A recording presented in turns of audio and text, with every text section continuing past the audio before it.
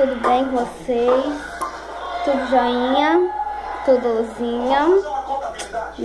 Tudo, né? Tudo.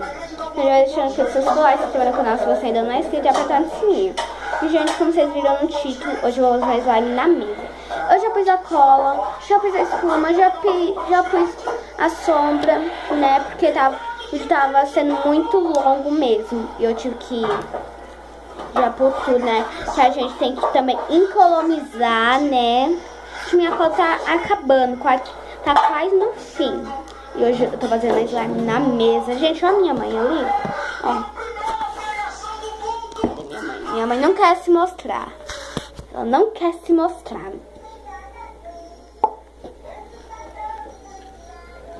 Gente, eu vou pôr um pouquinho mais de creme. Agora eu vou pegar aqui o creme. Te perguntando, oxe, pra que você tá pondo creme, Stephanie? Gente, a minha mãe ali, ó, fazer comida. Né? Aí vocês estão se perguntando, oxe, Stephanie, por que você põe creme?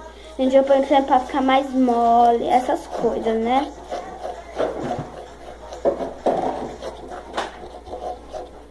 A gente tá meio que escorrendo aqui, ó, do lado. Ai, gente, essa slime na mesa não dá meio certo, não. Aí você fica muito ansiosa pra ver se vai dar certo ou não, né? Tem também que ter maior cuidado. Gente, a minha mãe deixou eu fazer, né?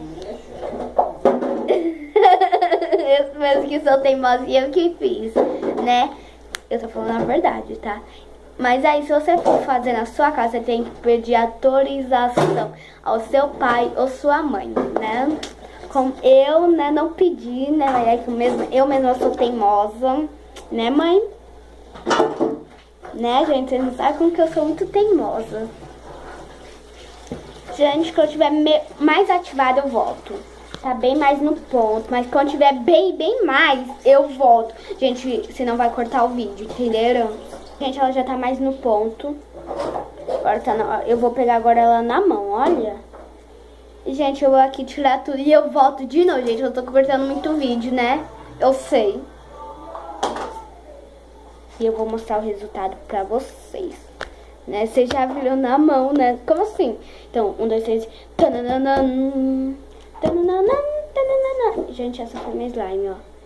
Ela ficou azul metálica, gente. Coisa mais linda. Meu Deus do céu, ó. Deixa eu mostrar pra vocês. Azul metálica, olha.